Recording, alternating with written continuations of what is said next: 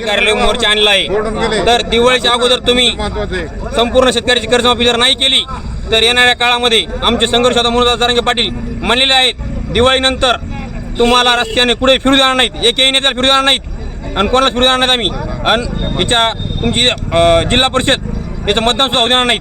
त्यासाठी आम्ही इथे मोर्चा घेऊन आलेलो आहेत. तर आम्हाला आमची एवढीच मागणी आहे, तुम्ही सरसकट ओला दुष्काळ जाहीर करावा, शेतकऱ्याची कर्जमाफी करावी आणि ऊसाचे जे राहिलेले पैसे आहेत तुम्ही लवकर दिवाळीच्या अगोदर द्यावे, एवढी विनंती आहे तुम्हाला सरकारला. आणि थांबतो. जय हिंद, जय महाराष्ट्र. माननीय उपजिल्हाधिकारी यांच्या ऑफिसवरती शेतकरी युवा संघर्ष समितीच्या वतीने जो मोर्चा आणण्यात आलेला आहे, त्यामध्ये मी एक पूरग्रस्त या गावातील गोळेगाव या ठिकाणचा असून मी शासनाला असं नमूद करून सांगतो की आमच्या गावची परिस्थिती ही अत्यंत विदारक अशी आहे. जे गोदावरी काठची शेती आहेत त्या पूर्णपणे उद्ध्वस्त झालेल्या आहेत आणि शासनाने लावलेल्या निकषामध्ये वेगळंच आहे. तर आम्हाला 100% भरपाई ही शेतीची मिळाली पाहिजे आणि घराची, आणि जे गोदाकाठी गावं आहेत ते 4 आपल्या तालुक्यामध्ये आहेत. तर मला तहसीलदार आणि उपजिल्हाधिकारी यांना अशी विनंती करायची आहे की या गावाचे धरणग्रस्ताच्या धर्तीवरती पुनर्वसन व्हावे, कारण पावसामुळे आमचे कधीही एवढं नुकसान होत नाही, परंतु जे शासनानं पैठणच्या जायकवाडी धरणातून विसर्ग करतो त्यामुळं ही वेळ आमच्यावर येते. म्हणून आम्हाला धरणग्रस्त धर्तीवरती सर्व मदत मिळाली पाहिजे, एवढीच माझी इथल्या प्रशासनाला विनंती आहे. युवा शेतकरी समिती परतूरच्या वतीनं विभागीय कार्यालयावर मोर्चा काढण्यात आलेला आहे. शेतकऱ्याला कर्जमुक्ती आणि भरीव मदत द्यावा, 50,000 रुपये सरसकट. आणि कारखान्याला विनंती आहे, कारखाना जरी यांनी प्रायव्हेटमध्ये घेतला असला तरी ह्या इथल्या भूमिपुत्रांच्या पैशातून कारखाना उभा राहिलेला आहे. कारखान्याला शेवटची विनंती आहे, दिवाळीच्या आत जर कारखान्यानं पैसे नाही टाकले तर ऊस हा गोदावरी पट्ट्यातून म्हणजे आमच्या आष्टी विभागातून येतोय. जर पैसे नाही टाकले शेतकऱ्याच्या दिवाळीच्या अगोदर तर आम्ही चक्का ही कारखान्याचा फिरू देणार नाहीत.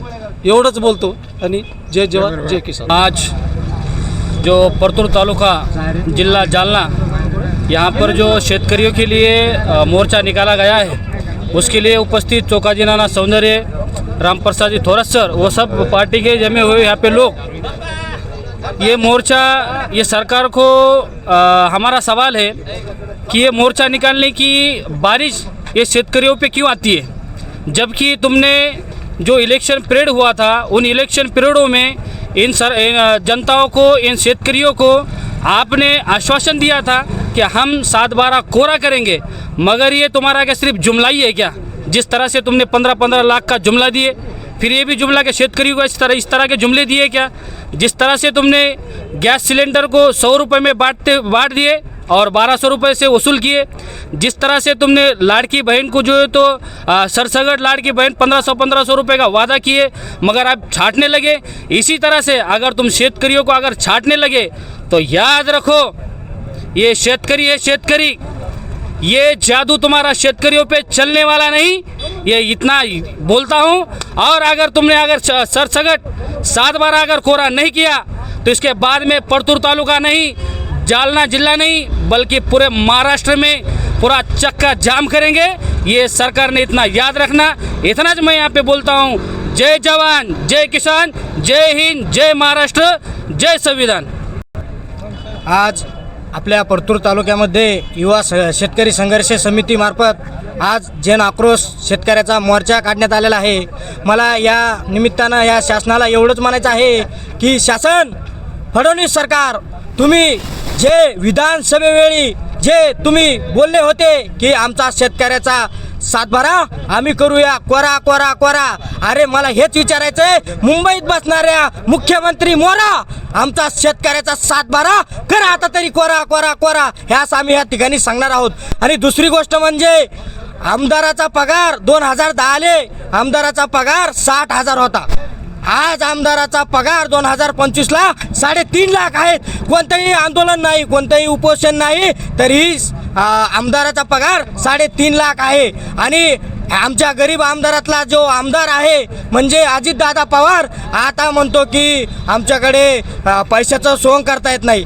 मला त्याला एवढंच विनंती करायची आहे की तुम्हाला पैशाचं सोंग करता येत नाही, मात्र तुम्ही पहाटेच्या वेळी शपथविधीचा जो प्रसंग आहे त्यावेळेस तुम्हाला सोंग करता आलं का? तो वेळेस तुम्हाला सोंग करता आलं का? हे मला त्या माध्यमातून म्हणायचं आहे. आणि मला एक विनंती करायची आहे की हे बँकेचे जे कर्मचारी असेल, मॅनेजर असेल, चीफ मॅनेजर असेल, हे शेतकऱ्याचा जो अनुदानित पैसा आहे किंवा जो कापसाचा पैसा आहे तो अडवणूक करतात. मला या माध्यमातून त्यांना एक विचारायचं आहे की आता जर तुम्ही त्या शेतकऱ्याचा कोणताही 1 रुपया जरी अडवला तर तुम्हाला मी तिथं येऊन थोबाडीत मारल्याशिवाय राहणार नाही.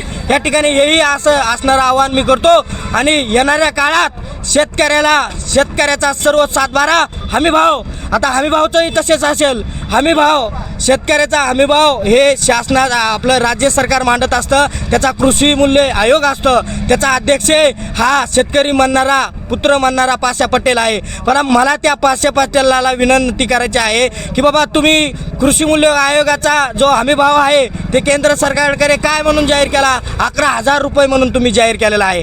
अरे लाज वाटली पाहिजे. तुम्ही तिथं 11,000 रुपये म्हणून जाहीर केलं, परंतु मोदी सरकारने तुम्हाला होय बाजूले तुला 8,100 दिले, 8,100 दिले. आणि मित्र 8,100 ही दिलेले आहेत. पण त्याहीपेक्षा दुसरं तुम्हाला सांगतो, अमेरिकेचा ट्रम्पचा फोन आला मोदीले आणि मोदी सांगत गेले की बाबा अरे आता त्यांचे 25 लाख जे काय कापसाचं हे असतं ते आयात केलं, त्यांनी गाठी आयात केल्या.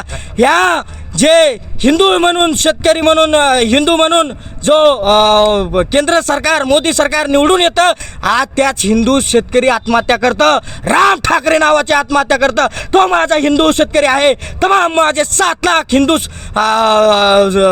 धर्मातले शेतकरी आहेत, ते आज आत्महत्या करतं. अरे कशाला म्हणता तुम्ही हिंदू? कशाला म्हणता? जाती धर्मात तुम्ही भांडणं लावताना आम्ही आज पाहतो. ही शोकांतिका आहे. हे महाराष्ट्राला आज मी तुमच्या ह्या चॅनलच्या माध्यमातून सांगतो की आपण जात भात धर्म याच्याही पेक्षा आपण शेतकरी आहोत. शेतकरी आपण जर टिकलोत तर जात धर्म काय असेल तर ते टिकन, नाही तर टिकणार नाही. सोडून देते. आता येणाऱ्या 28 तारखेला बच्चू भाऊचा मोर्चा आहे नागपूरला. तरी आपल्याला ह्या माध्यमातून विनंती करणार आहे, तमाम शेतकऱ्यांनी त्या आंदोलनाशी जायचं आहे ही या ठिकाणी विनंती करणार आहे. जय जवान जय किसान.